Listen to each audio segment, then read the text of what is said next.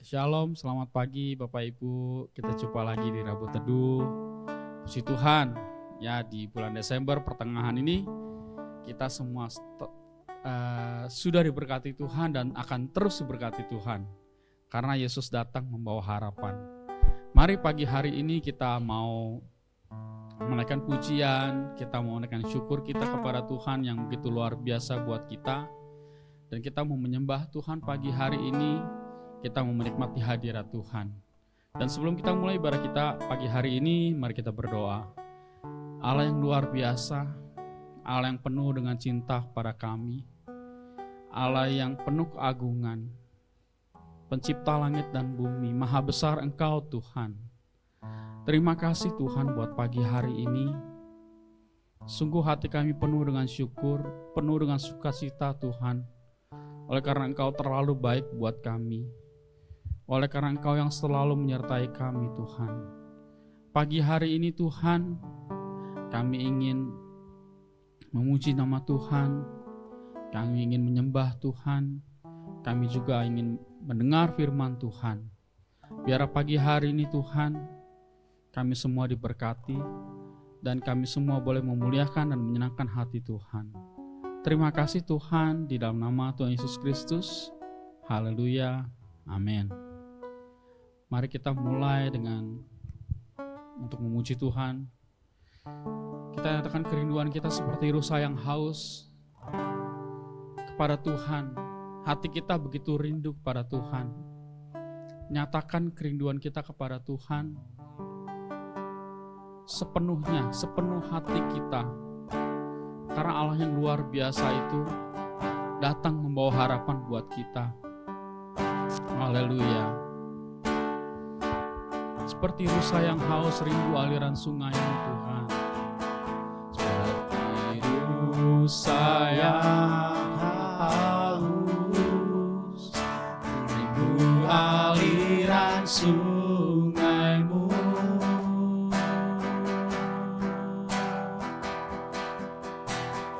Hatiku tak tahan menunggu.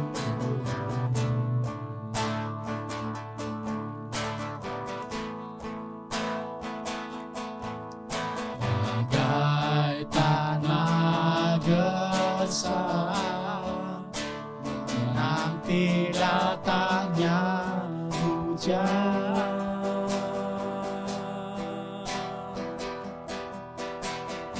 Begitu puji jiwaku Tuhan. Sebab hanya Tuhan yang mengenal hati kita. Sebab hanya Engkau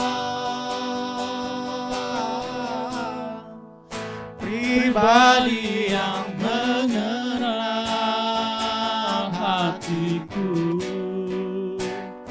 Tiada yang tersembunyi bagimu. Seluruh isi hatiku Kau tahu. Dan bawaku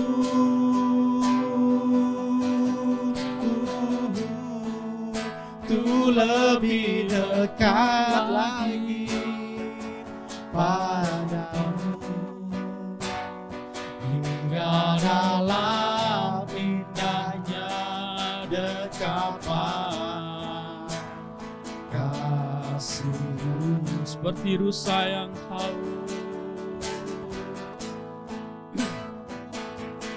seperti rusa yang haus rindu aliran sungai-Mu.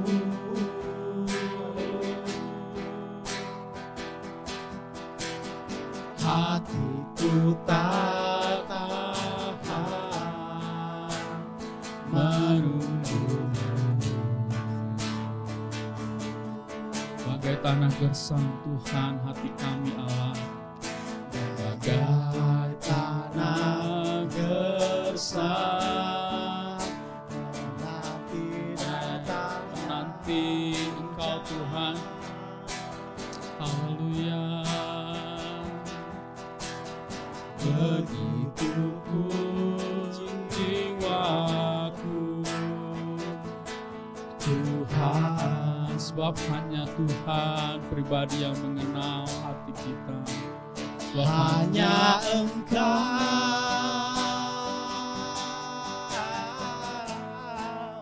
pribadi yang mengenal hatiku. Tiada yang tersembunyi bagimu, seluruh isi hatiku Kau tahu, dan bawaku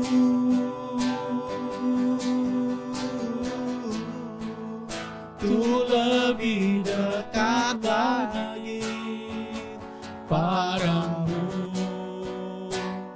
tinggal dalam indahnya dekapan kasih-Mu. sebab hanya Engkau Tuhan, sebab hanya Engkau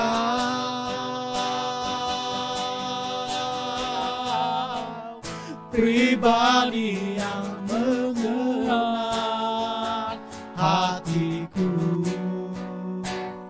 Tiada yang tersembunyi bagimu, seluruh isi hatiku Kau tahu, dan bawaku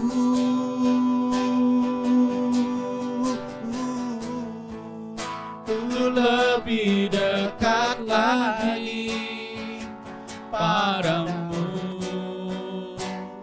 tinggal dalam indahnya dekapan kasih-Mu. sebab hanya Tuhan, sebab Hanya Engkau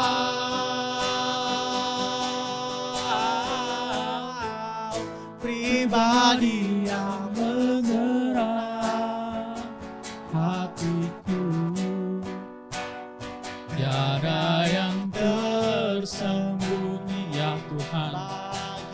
Engkau tahu isi hati kami Allah yang rindu menyembah-Mu Tuhan. Kami rindu mengagungkan Engkau Tuhan, memuji Engkau Allah. Bawa kami Tuhan lebih dekat kepadamu Tuhan. Lebih dekat lagi Padamu, tinggal dalam indahnya dekapan kasih-Mu. Tinggal dalam indahnya dekapan, tinggal dalam indahnya dekapan kasih-Mu.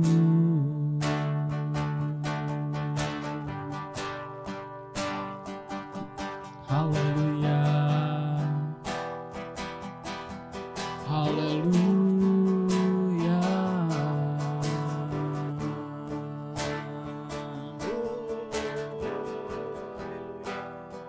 Haleluya.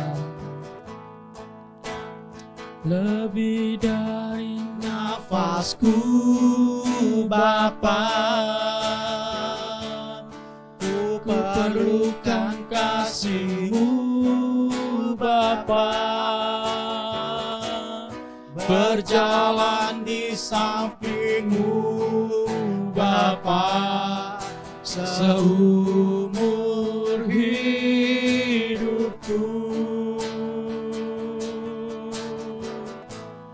Lebih dari nafasku Bapa, ku perlukan kasih-Mu Bapa, peganglah tanganku ya Bapa, untuk selamanya.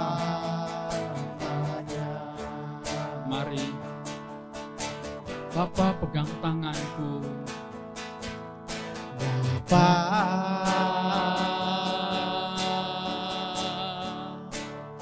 Pegang tanganku seperti seorang anak kepada bapaknya. Bapa, pegang tanganku, karena aku rindu Tuhan saat teduh bersamamu, saat bisa berdekatan denganmu Tuhan. Haleluya. Mari rasakan dekapannya Tuhan. Haleluya. Dalam hangat pelukanmu,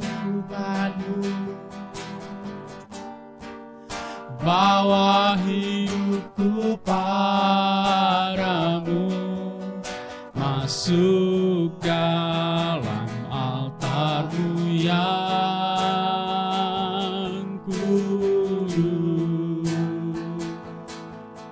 Bapa, pegang tangan kami Tuhan. pegang tanganku. Haleluya. Kami rindu Tuhan untuk selalu ada di hatimu. Rindu tinggal di dalam hatimu.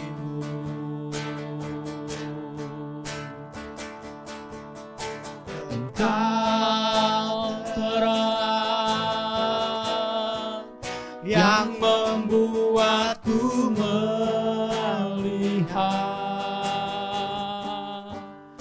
melihat jauh ke dalam kebenaran-Mu, Bapa. Nyatakan kerinduan-Mu lebih dari nafasku, Bapa. Lebih dari nafasku, Bapa. Ku perlukan kasih-Mu, Bapa. Berjalan di samping-Mu, Bapa, seumur hidupku. Lebih dari nafasku Tuhan. Lebih dari nafasku, Haleluya. Bapa. Ku perlukan kasih-Mu, Bapa. Peganglah tanganku ya Bapa, untuk selamanya. Mari kita menyembah Tuhan. Mari kita memuji Tuhan. Mari kita memuliakan Dia. Kita bersyukur. Haleluya. Pagi hari ini naikkan pujian-Mu kepada Tuhan. Haleluya. Jadikan pagi ini luar biasa oleh karena Tuhan. Oleh karena kita masih diberikan kesempatan untuk memuliakan Tuhan, memuji Tuhan. Terima kasih Tuhan. Haleluya. Haleluya. Haleluya. Terpuji nama-Mu Tuhan. Haleluya, kami sembah Tuhan. Segala kemuliaan bagi-Mu ya Tuhan. Kau Allah yang baik. Haleluya. Haleluya. Haleluya. Setelah ini kita akan dengar firman Tuhan yang dibawakan oleh Pak Tony. Haleluya. Mari kita ulangi lagu ini. Lebih dari nafasku, Bapa. Ku perlukan kasih-Mu, Bapa. Berjalan di samping-Mu, Bapa.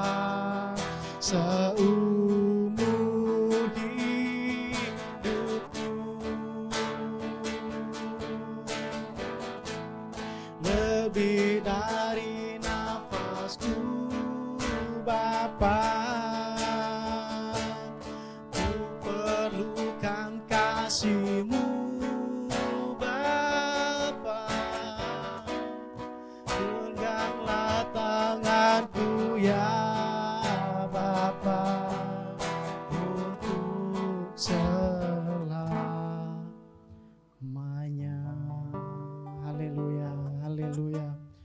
Haleluya. Benar Tuhan, dalam pujian penyembahan kami, bahwa kami perlukan, kami butuh Engkau Tuhan. Masuklah dalam kehidupan kami, jadilah Tuhan sebagai juru selamat pribadi kami, jadilah Tuhan sebagai penolong kami, jadilah Tuhan sebagai kekuatan kami, jadilah Tuhan sebagai pengharapan dalam kehidupan kami. Kami yakin dan percaya bahwa Engkau yang berkuasa atas kehidupan kami. Terima kasih Tuhan. Sebentar kami akan dengarkan kebenaran firman-Mu. Biarlah renungan ini Tuhan benar-benar menjadi iman kami, menjadi pelita bagi kaki kami. Dan pada akhirnya kehidupan kami seturut kehendak Tuhan. Kehidupan kami seturut firman-Mu saja. Di dalam nama Tuhan Yesus kami siap untuk mendengarkan kebenaran firman Tuhan pada pagi hari ini. Haleluya. Amin.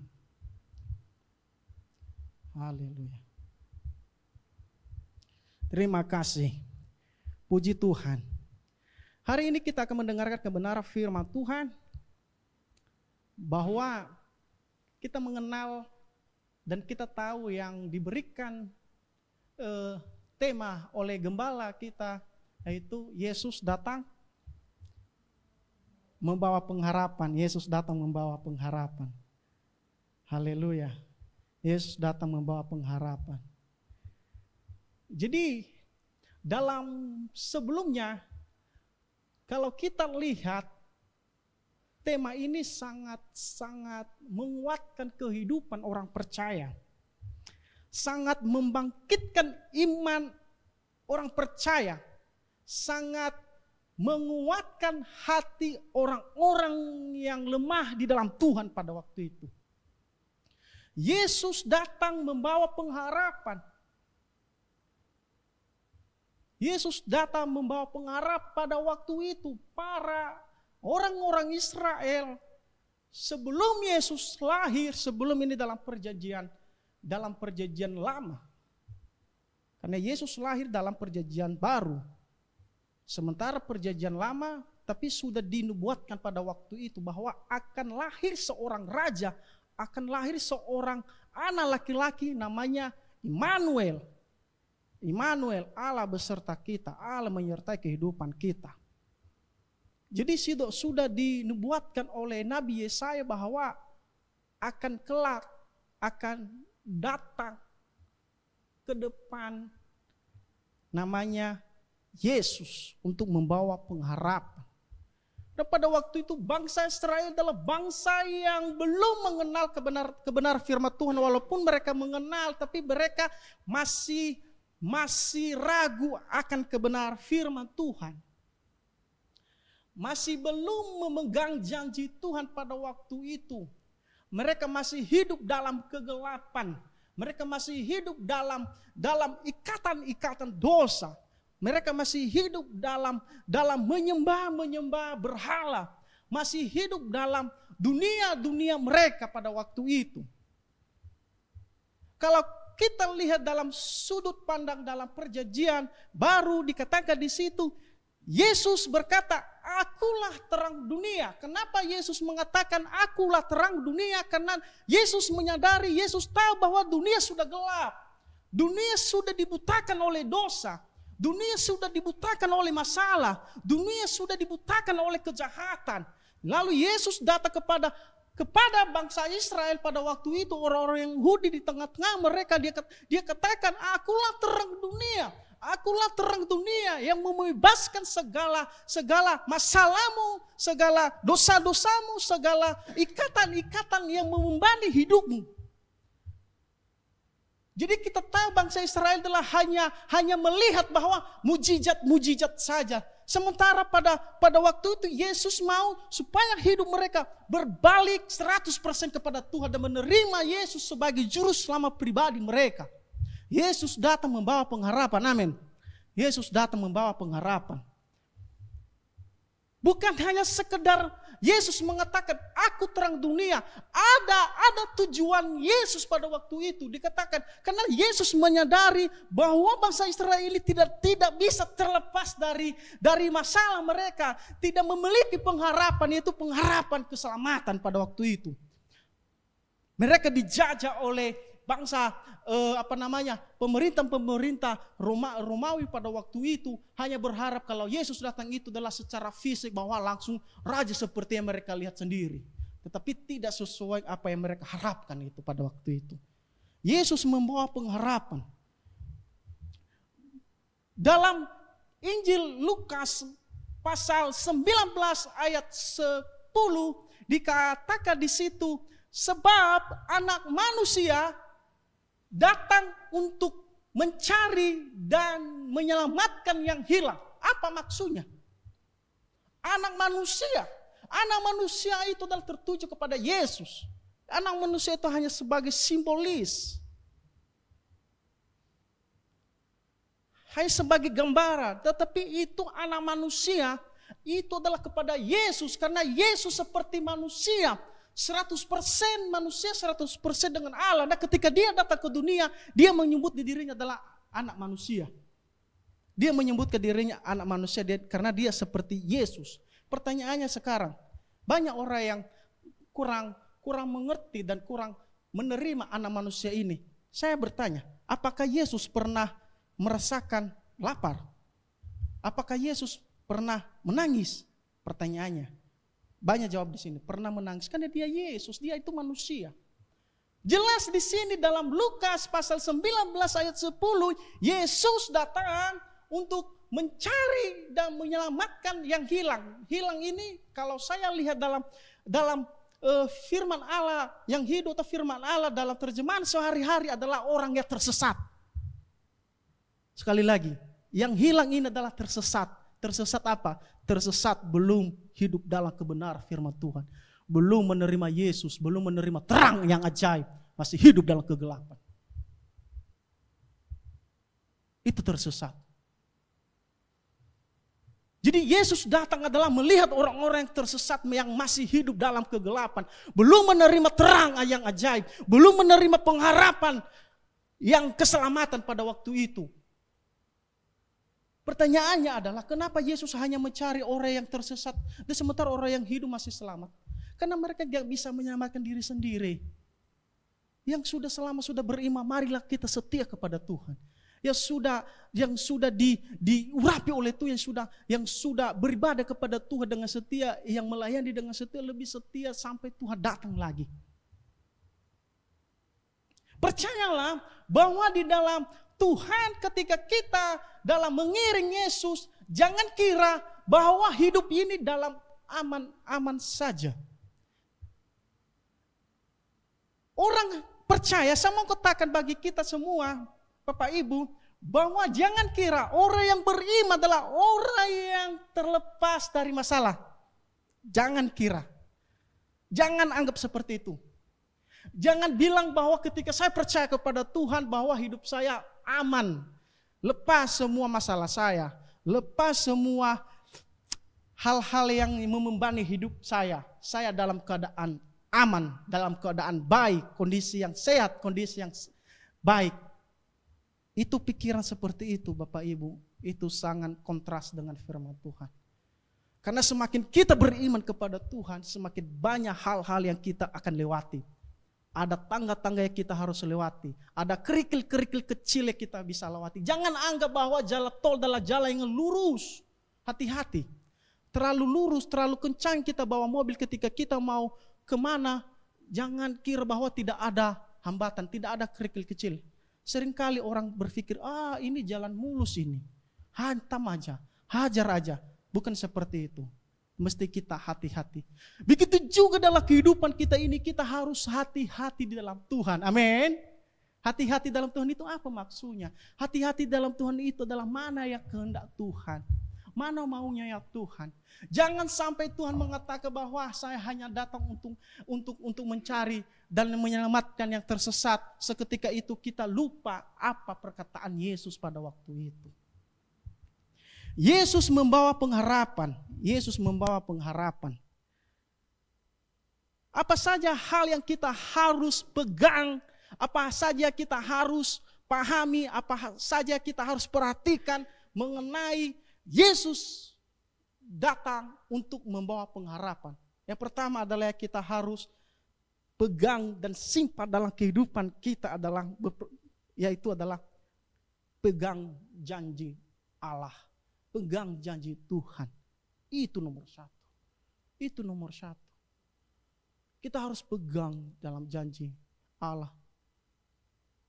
Karena kalau kita lihat sampai sekarang ini ya, orang-orang Israel itu masih banyak orang juga masih kurang percaya. Masih dalam ya jatuh bangun. Saya tidak mau katakan bagi kita saya lebih sempurna dari Bapak Ibu. Saya tidak mau katakan bahwa saya lebih hebat dari Bapak Ibu. Saya tidak mau katakan bahwa saya lebih benar daripada Bapak Ibu. Kita juga jatuh bangun. Tapi bukan berarti kalau kita jatuh bangun main-main di dalam Tuhan. Seperti tadi saya katakan bahwa kita harus hati-hati di dalam Tuhan. Amin. Hati-hati di dalam Tuhan. Itu saya katakan, hati-hati dalam Tuhan. Hati-hati. Begitu juga dalam perjalanan kehidupan kita saat kita mengendarai mobil. Ketika kita mau pergi sesuatu ada pelan-pelan rawan kecelakaan. Berarti suatu peringatan bagi kita. Pelan-pelan. Jadi orang yang gak mau ya bodo amat kan itu kan sepi. Gak ada orang kan. Konteksnya ini adalah tol. Gak sepi. Karena dia kencang lalu slip licin terjadilah kecelakaan atau ada sesuatu yang ini. Itu juga dalam kehidupan kita ini kita mesti hati-hati. Kita pelan-pelan di dalam Tuhan, mengikuti arah kompasnya Tuhan. Memang manusia tidak merasa puas. Manusia yang tidak maunya ini dan itu. Tetapi kita harus tetap bangkit di dalam Tuhan. Amin. Kita harus memegang janji Tuhan. Yesus datang membawa pengharapan. Yang kedua adalah, yang pertama tadi memegang janji Tuhan. Yang kedua adalah harus menyadari bahwa hidup kita adalah milik Tuhan. Menyadari adalah hidup milik Tuhan. Orang-orang Yahudi pada waktu itu, orang-orang Israel tidak menyadari bahwa hidup mereka adalah milik Tuhan sesuka hati mereka. Mereka berbuat hal-hal yang tidak menyenangkan hati Tuhan. Dan disitulah pekerjaan-pekerjaan iblis berkuasa. Disitulah pekerjaan-pekerjaan setan berkuasa atas kehidupan, dalam hati bangsa Israel. Siapa yang menyalibkan Yesus? Bukan bangsa lain. Bukan orang lain di sana, tetapi bangsa Israel sendiri. Itu pertanyaannya. Dalam Injil Yohanes pasal 10 ayat 10 dikatakan di situ, pencuri, tanda kutip, pencuri ini adalah setan, kuasa gelap. Pencuri datang untuk membunuh dan membinasakan. Tetapi pada akhir di bawahnya dikatakan lagi di situ adalah bagian B. Nah ini nih kita pahami. Ini kita harus perhatikan. Aku datang supaya mereka mempunyai hidup dan mempunyai dalam kelimpahan. Mempunyai hidup. Yesus datang di dunia ini membawa pengharapan supaya umat Tuhan, orang yang percaya, orang yang beriman kepada Tuhan mempunyai hidup. Hidup itu apa? Hidup yang kekal bersama dengan Tuhan. Amin. Bukan hanya hidup dalam dunia ini, tetapi hidup sampai selama-lamanya bersama dengan Tuhan. Amin. Itu titik akhirnya. Itu titik akhirnya. Itu titik akhirnya. Haleluya. Jadi ketika kita menyadari bahwa kita adalah milik Tuhan, mari kita menyembah, membuka hati, berserah kepada Tuhan, membangun hubungan kita dengan Tuhan, membangun apa yang kita bisa bangun relasi kita dengan Tuhan, dalam persekutuan kita, dalam firman Tuhan. Sempat saya singgung, sekarang kami ada punya grup sekolah minggu, ada guru-guru dan anak-anak sekolah minggu. Dalam satu hari kami harus wajib baca firman Tuhan 1-2 pasal. Sekarang kami udah masuk ke kitab Pengkhotbah, kemarin udah selesai kitab Mazmur, Amsal sudah selesai. Tapi sekarang kami udah mau masuk Pengkhotbah, habis itu Kidung Agung dan sampai ke Injil. Wah, secara pribadi saya tergiur dan saya merasa punya dorongan motivasi untuk baca firman Tuhan. Jadi ada dua hal yang kita harus pegang dalam firman Tuhan ini, di mana Yesus datang membawa pengharapan. Yang pertama tadi adalah pegang janji Tuhan, yang kedua adalah menyadari bahwa hidup adalah milik Tuhan. Kita perlu hati-hati dalam langkah, dalam kehidupan ini, supaya hidup kita berkenan di hadapan Tuhan. Puji Tuhan. Haleluya. Puji Tuhan. Sampai di sinilah firman Tuhan yang telah saya sampaikan pada pagi hari ini, Bapak Ibu. Berbahagialah orang yang haus dan lapar akan kebenaran firman Tuhan, karena merekalah akan dipuaskan. Berbahagialah orang yang miskin di hadapan Allah, karena merekalah yang mempunyai kerajaan surga. Diberkatilah orang yang melakukan dan mendengarkan kebenaran firman Tuhan. Mari kita berdoa bersama. Bapa Surgawi dalam Yesus Kristus, pada pagi hari ini kami sangat bersyukur atas kebesaran dan pertolongan-Mu Tuhan, atas kemurahan-Mu yang Kau berikan dalam kehidupan kami. Kami imani firman hari ini bahwa Engkau datang untuk membawa pengharapan, yaitu pengharapan keselamatan kami. Kami harus memegang janji Tuhan. Kami harus menyadari bahwa hidup kami adalah bukan hidup untuk diri sendiri, tetapi hidup milik Tuhan, untuk menyenangkan hati Tuhan. Di dalam nama Tuhan Yesus Kristus, ampuni segala kesalahan, ampuni segala dosa-dosa kami selama ini Tuhan. Apapun yang kami lakukan yang tidak sesuai kehendak Tuhan, sucikan kami, layankan kami di hadapan-Mu, agar kebenaran firman Tuhan pada pagi hari ini betul-betul menjadi iman kami, menjadi kekuatan dalam kehidupan kami. Terima kasih Tuhan Yesus, inilah kehidupan dan inilah seluruh aspek kehidupan kami, keluarga kami serahkan ke dalam tangan-Mu Tuhan. Di dalam nama Tuhan Yesus kami telah mendengarkan kebenaran firman Tuhan. Di dalam nama Bapa, di dalam nama Anak, dan di dalam nama Roh Kudus. Haleluya. Amin.